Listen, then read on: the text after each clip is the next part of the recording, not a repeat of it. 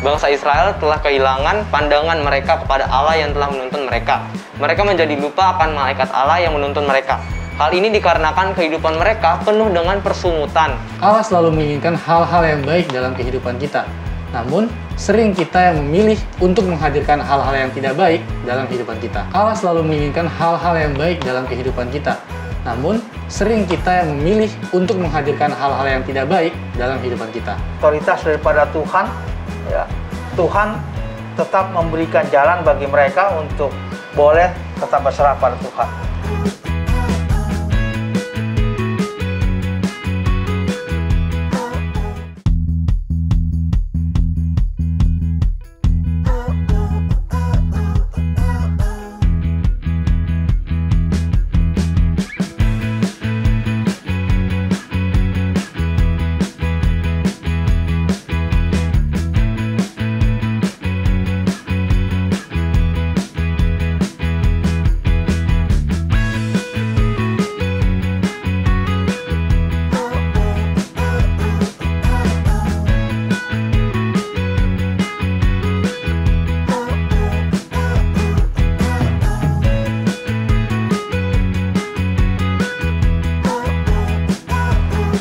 Halo teman-teman, apa kabar? Semoga hari ini adalah hari yang menyenangkan. Kali ini kita masuk ke dalam pelajaran 12 Triwulan 2. Saya yakin kita telah mendapatkan berbagai informasi penting guna menguatkan kita di masa muda kita ini. Nah, iya ya. Banyak pelajaran yang telah kita pelajari bersama, dan kali ini kita akan belajar lagi sebuah pelajaran yang tidak kalah menarik dengan yang sudah kita pelajari sebelumnya. Nah, sebelum kita lanjut lebih dalam lagi, nah aku mau nanya nih sama kalian berdua terlebih, dan mungkin teman-teman di rumah bisa menjawabnya sendiri ya. Nah, pernah nggak kalian ketika dihadapan dalam satu pilihan, kalian tuh milih salah satunya, misalnya dari banyak pilihan kalian pilih, dan ternyata yang kalian ekspektasiin itu bakal bagus, ternyata yang kalian pilih ini ternyata menghasilkan yang mengecewakan. Pernah nggak? Gabriel mungkin? Kayaknya kalau aku sih pernah. Kita udah sampai bikin kan, udah kita list nih yang mana aja nih. Terus kita yakin nih pilihannya ini nih, ternyata nggak sesuai dengan ekspektasi. Kalau Aldo mungkin ada? Pernah. Tapi mungkin ini pas sekolah, terus ekskul kan. Wah ini kayak seru. Terus akhirnya makin kesini, makin berjalannya waktu, makin milih kan. Kayaknya gue aktif di sini aja deh. Ternyata di sana nggak seru. Ya kecewa. Bener. Kayak gitu. Nah, dari yang tadi kita diskusi tadi, ada banyak hal yang berkaitan dengan pengendalian diri, yang sebenarnya ini akan menuntun kita kepada suatu keputusan yang harus kita lakukan. Bentar deh, ini iya ya, benar. Segala pilihan dalam kehidupan kita akan terasa baik jika kita menempatkan pilihan kita pada hal yang tepat. Tentunya ini dilakukan dengan meminta kepada Allah. Nah, di Alkitab, pada saat bangsa Israel keluar dari perhambaan di tanah Mesir, ada sebuah kisah di mana Allah memberikan keputusan kepada bangsa Israel. Aku ingat, kalian pernah nggak sih cerita tentang Korah, Datan, dan Abiram, anak-anak Eliab yang penuh dengan ambisi dan menghasut bangsa Israel untuk melawan kepada Musa dan Harun. Ia mengambil sebuah pilihan yang akhirnya Allah membuat perhitungan dengan bangsa Israel dengan menampakkan diri kepada bangsa Israel di depan kemah pertemuan. Nah, inilah yang dinamakan dengan salah memilih. Mereka lebih mementingkan kehidupan yang baik dan ambisi yang tinggi, sehingga ya akhirnya yang mereka pilih adalah sebuah kesalahan yang besar banget. Nah, kalau kita dapat lihat bahwa pada akhirnya bangsa Israel dihadapkan dengan kehilangan akan pandangan mereka kepada Allah. Nah, betul sekali. Mereka jadi lupa jika ada Allah yang sedang menuntun mereka selama perjalanan di padang gurun, dan kini telah melihat Kanaan di depan mata. Nah, tapi itulah ya yang namanya sifat manusia, sering merasa kalau dia ngerasa dia bisa ngelakuin hal itu. Sehingga dengan segala macam cara, ia lakukan supaya impiannya itu dapat tercapai. Benar banget tuh. Nah, artinya di sini dapat kita lihat bahwa saya ingin mengatakan bahwa segala sesuatu yang telah kita pilih, ini akan menuntun kita kepada sebuah pengadilan, dan Allah yang akan memutuskan apakah itu salah atau itu benar. Iya, benar. Pelajaran kali ini adalah sebuah pelajaran yang sangat luar biasa karena kita berbicara tentang yang ingin menjadi. Nah, benar banget tuh, Gab. Nah, kita akan membahas semuanya di sini bersama kami dari saya Ludwig Yossi Zebedeus dari Jemaat Warakas. Saya Frank Geraldo dari Jemaat Romangun. Saya Gabriel Anderson dari Jemaat Tanjung Priuk. Tetap di Cornerstone Connections.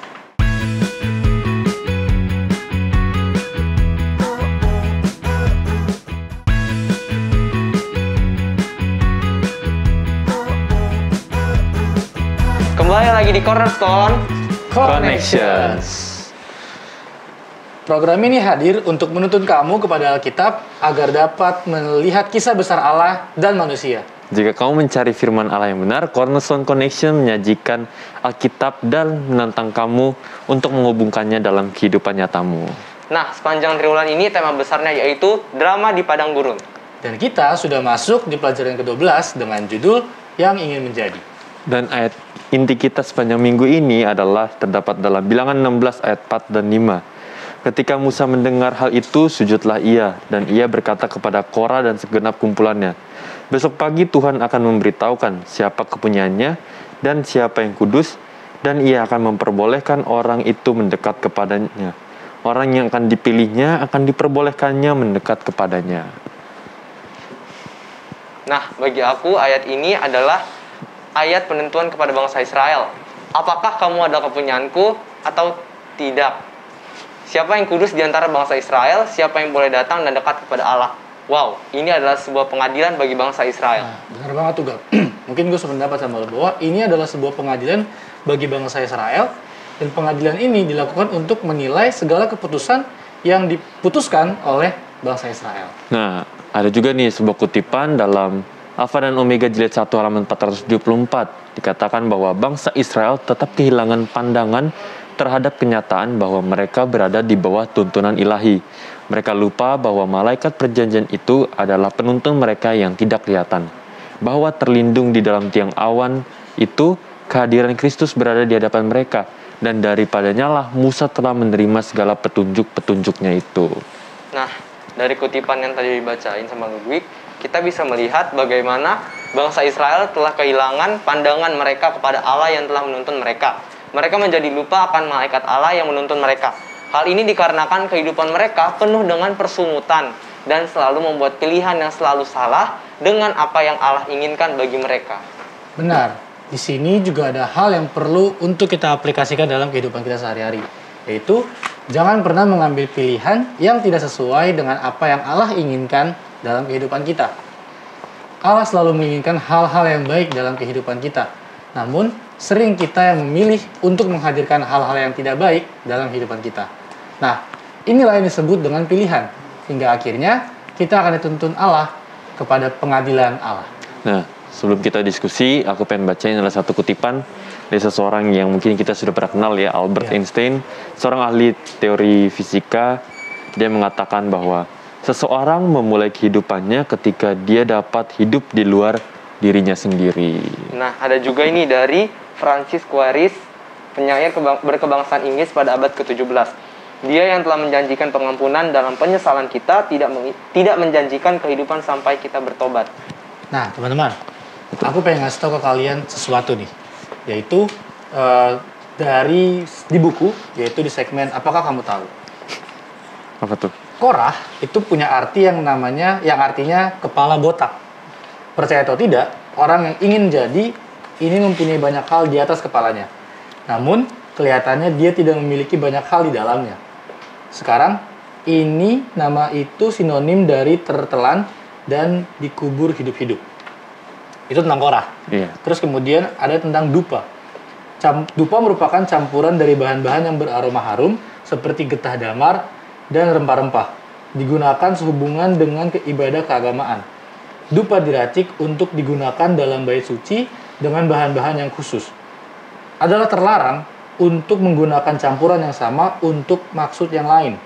Itu ada di Alkitab, yaitu di Keluaran 30 ayat 34 sampai 38. Dupa ini dibakar pada pagi dan sore hari di atas sebuah altar khusus yang berdiri dalam bilik suci bait suci di hadapan tirai yang memisahkannya dari bilik yang maha suci. Itu tentang dupa tuh. Terus ada lagi yang namanya pendupaan. Yaitu sebuah wadah untuk membakar dupa. Pendupaan mengambil bentuk tangan berongga yang dilubangi. Pendupaan yang digunakan dalam Ka'bah terbuat dari tembaga. Namun yang digunakan kemudian dalam bait Allah terbuat dari emas. Nah, dari bacaan yang apakah kamu tahu di situ dapat kita lihat bahwa ada beberapa istilah seperti tadi ada korah, ada dupa, ada pendupaan. Nah, dari yang tadi kita sudah baca lah, itu dapat dilihat bahwa dupa dan pendupaan adalah salah satu bagian dari bait Allah. Nah, iya benar. Dan lebih terkhusus adalah bahwa Allah dengan penuh teliti menunjukkan kehadirannya kepada bangsa Israel melalui Shekinah. Segala sesuatu yang merujuk kepada bait Allah adalah sebuah peringatan bahwa Allah ada di antara bangsa Israel dan tidak meninggalkan mereka. Nah, teman-teman, aku mau tahu nih pendapat dari kita semua tentang yang ada di dalam buku kita, yaitu di bagian apakah pendapatmu. Nih, di apakah pendapatmu dibilang dari yang paling kecil 1 sampai yang paling besar itu 10. Nilailah yang mana dari kelompok orang yang berikut ini yang paling cemburu. Nah, yang pertama itu ada politikus. Mungkin kita bisa diskusi kali ya. Yeah. Yang pertama itu ada politikus. Politikus. Nah, menurut kalian coba kalian rate ini orang bakal cemburu atau enggak? Dari 1 sampai 10. Kalau misalnya aku pribadi kan aku ngeliat di TV-TV ya. Di TV-TV. Tentang politik-politik ya pasti nggak jauh beda. Nggak pernah keluar dari yang namanya cemburu dalam satu tempat, satu kawanan gitu, satu kelompok. Ya aku rate itu ya politikus tuh 10 lah. 10 lah? Iya. Dalam rangka memperebutkan kekuasaan. Cemburu-cemburu. Cemburu-cemburu. Bener banget. Gabriel? Iya, kayaknya 10 setuju. Setuju juga ya? 10, iya. Oke, terus mungkin satu lagi yaitu, ini menarik nih. Di bawah ada yang namanya teman-teman. Nah, gimana itu? Tergantung. Untuk beberapa teman gitu kan. Teman kan ada banyak nih. Iya, teman. Iya. Tapi secara umum ya 5 lah. Iya, 5. Jawaban aman. 5. Ya. 50-50. 50-50 nggak bisa dipukul rata. Bisa cemburu, bisa juga enggak. Bener banget. Nah, tadi kan kita udah diskusi nih bersama-sama. Namun sepertinya kita mungkin ada yang bingung atau apa sih maksudnya sama pelajaran kita. Mending kita diskusi aja ya sama Bener banget. Kita langsung diskusi sama Pak Pendeta.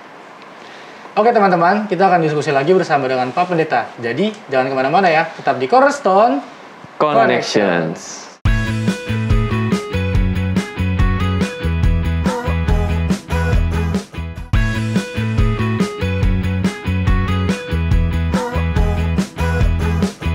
Kembali lagi di Cornerstone Connections. bersama kita semua dan juga ada Pak Pendeta Benny Tambunan. Shalom Pak Pendeta. Shalom, Pendeta. Sehat-sehat semua sebenarnya. Sehat. Puji Tuhan sehat. Sehat. Terus semangat. Kita langsung aja ke pertanyaan Pak Pendeta nih, karena ada suatu pertanyaan yang aku ini pengen bertanya ke Pak Pendeta. Nah, dari ayat inti kita yang terdapat dalam bilangan 16 ayat 4 dan 5 ditulis bahwa ada kalimat yang bilang besok pagi Tuhan akan memberitahukan siapa kepunyaannya dan siapa yang kudus, dan ia akan memperbolehkan orang-orang itu mendekat kepadanya. Itu kan berarti kan Tuhan itu seperti membuat keputusan kepada bangsa Israel. Nah, yang aku ingin tanyakan adalah alasan apa sehingga Allah akan membuat keputusan dengan bangsa Israel tersebut? Iya, pelajaran kita kan sekarang kembali ke bilangan pasal 16 ya. Sahabat lalu kita sudah 13, 14, berarti kita masuk ke 16, di mana ada pemberontakan di sana, ya. Jadi mereka bilang, ini Musa ini siapa yang angkat sih gitu, ya. Jadi biasa kan kalau pemberontakan malah sendirian gitu ya, biasanya bawa temen, ya. Jadi kita pelajaran kita mengenai Korah, Datan dan Abiram, ya. Jadi mereka itu kan coba untuk bawakan ketidakpuasan mereka, selain ambisi mereka, ya. Ini bukan dari suku lain ya, ini bukan dari suku lain. Ini suku yang lama yang memang punya apa? Kalau istilah sekarang punya karirnya memang bisa sampai seperti Musa gitu kan. Sekarang tanya gitu loh. Mereka mulai kumpulkan, kemudian mereka mulai mengadakan bisik-bisik sana kemari, kumpulin banyak orang. Kemudian mereka katakan, oke, kita akan minta supaya Musa turun, kayak gitu ya. Nah, mereka lupa bahwa sebenarnya kan yang memimpin bukan Musa ya. Musa kan hanya ikut aja, yang memimpin kan Tuhan. Iya. Tuhan langsung yang memimpin mereka. Musa cuma perwakilan gitu. Iya, Tuhan langsung yang memimpin mereka. Kan Tuhan bilang stop. Kan nggak bisa Tuhan bilang stop, Musa bilang ayo jalan. Nggak bisa kan? Mereka kan ikut aja, yang stop ya mereka stop.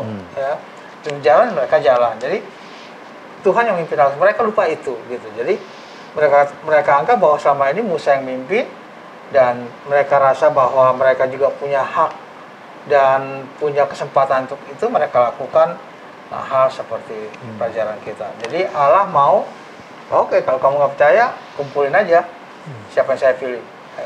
Besok semuanya akan tahu mana yang harus yang saya pilih dengan melakukan hal-hal yang pelajaran kita sebutkan. Nah ini pendeta, aku juga mau nanya, kan tadi di sekilas cahaya itu dikatakan bahwa bangsa Israel kehilangan pandangan terhadap kenyataan bahwa mereka berada di bawah tuntunan ilahi. Nah ini kan terkadang juga sering terjadi dalam kehidupan kita sehari-hari, kita seringkali hilang dari pandangan Allah. Nah aku mau tanyain nih pendeta, hal-hal apa aja sih yang kadang membuat kita suka hilang dari pandangan Allah, pendeta? Hal apa aja yang suka kita hilang dari pandangan Allah? Kadang-kadang kita rasa bahwa ini pemimpin nggak baik nih, ya. Yang muda mungkin di gereja lah ya, di gereja yang muda gitu. Ya, pemimpin nggak baik nih, gitu ya.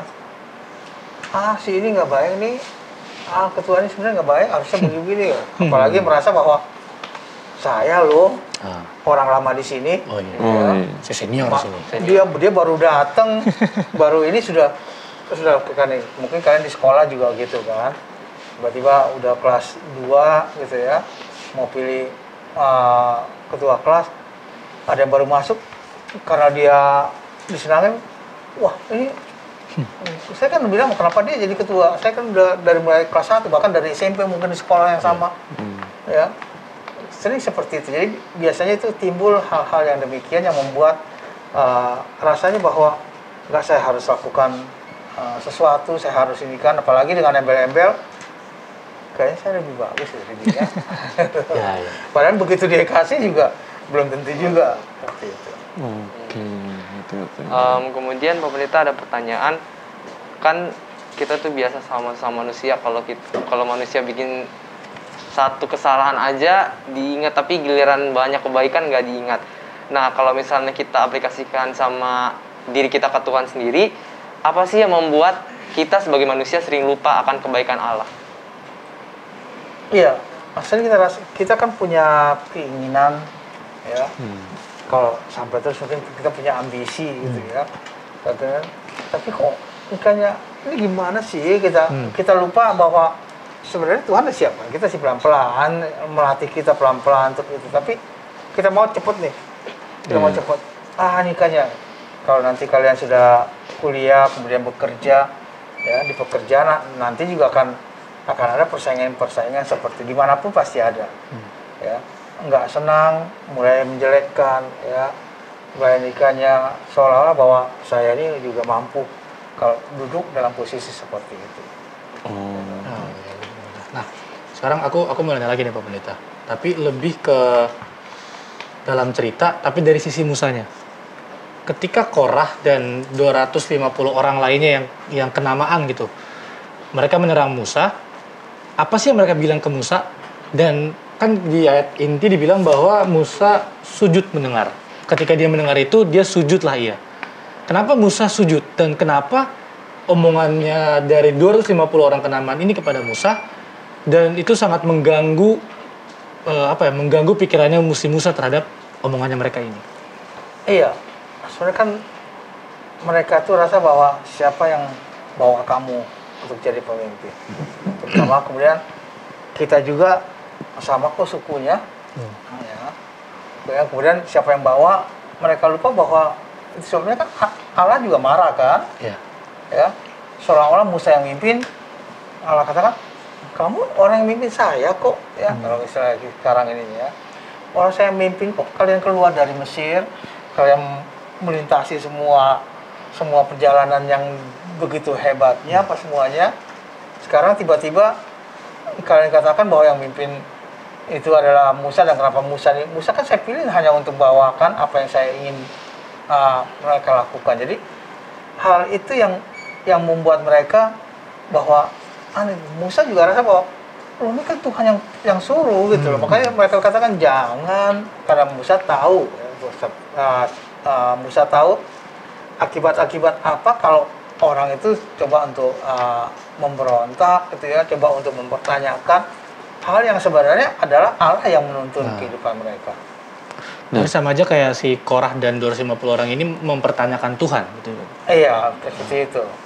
Nah, ini aku mau bertanya pendeta, tadi kan kita sempat diskusi, Alto sempat bacain tentang Korah, dupa dan pedupaan. Nah, sebenarnya yang aku mau tanya itu sebenarnya kan dupa dan pedupaan itu tadi katanya dikatakan bahwa itu ada di bait Allah. Nah, itu pertanyaan aku, dupa dan pedupaan itu dilakukan untuk apa, pendeta? Iya, kita tahu bahwa dalam Ka'bah seseorang berdosa, kemudian dia bawa hewan, kemudian hewan itu disembeli oleh orang itu ya, bukan imam yang sembeli. Orang yang berdosa itu sembeli, darahnya tampung, kemudian bagian-bagian tubuhnya sudah diatur sedemikian rupa, ditaruh di Ka'bah, di depan halaman Ka'bah itu ada mesbah bakaran ya, korban bakaran. Di situ mencuci lainnya, daging dan sebagainya, kemudian darah itu bawa masuk ke dalam. Kemudian itu juga bagian daripada percik untuk ampunan yang menghadap petira itu, kemudian juga bagian-bagian lain daripada dupa. Dupa itu kan membawakan bahwa ini lo ada orang berdosa, saya orang berdosa, sekarang minta ampun kepada Tuhan supaya dosa saya diampuni, ya, supaya saya boleh berkenan kepada Tuhan. Jadi masuk dengan keadaan yang solemn, dengan keadaan yang memang menakjubkan, memang apa ya, gambarannya bahwa oh ya, solemn yang sangat itu, kemudian datang bawakan itu menghadap ke dupa, kemudian mengakui segala dosanya. Itu kan hal yang luar biasa yang Tuhan ciptakan, bahwa oke, kamu sudah dikani, maka begitu ininya keluar, dia rasa bahwa, ataupun dia bawakan bahwa dosa saya sudah diampuni pada waktu keluar daripada Ka'bah itu. Saya mau nanya juga Pak Pendeta, mengapa sampai saat itu masih ada aja perlawanan bangsa Israel kepada Musa? Iya, kita tahu bahwa setan biar bagaimana kan tetap aja. Dia harus diganggu semua, berbagai cara dia akan lakukan, ya, supaya kalau bisa yang sudah percaya ini, yang sudah yakin sekali dengan pimpinan Tuhan itu, mulai meragukan lagi, mulai bertanya-tanya lagi benar apa tidak dan lain sebagainya. Jadi selalu saja ada godaan untuk orang mencoba untuk memperlihatkan bahwa ini benar gak sih Musa nih, benar gak sih dia mimpin, benar gak dia indikannya. Jadi selalu ada godaan seperti itu, ya. Apalagi seperti saya katakan tadi bahwa merasa sanggup, ya, sebenarnya saya sanggup kok untuk mimpin bangsa segini banyaknya, ya. Padahal dia lupa bahwa sebenarnya Tuhan yang memimpin semuanya. Mungkin ada yang mau bertanya lagi? Nah, mungkin gini Pak Pendeta. Ini balik lagi kepada Musanya ya. Kan Musa udah walaupun dia yang memimpin sebenarnya Allah, tapi bangsa Israel bisa dibilang sudah mendengarkan Musa. Musa dipandang lah. Sebenarnya kan bisa aja dong Musa membangun pasukan lain, mengumpulkan orang lain yang banyak untuk melawan 250 orang yang tadi. Jadi ya kasarnya kan Musa dikucil, dia dibilangnya Musa tuh diremehkan lah, kayak lu nggak bisa mimpin loh, kita aja yang mimpin. Bisa aja dong Musa pimpin pasukan lain, terus jadi memperebutkan kekuasaan itu. Nah, pertanyaan aku, kenapa nggak Musa ngelakuin itu aja?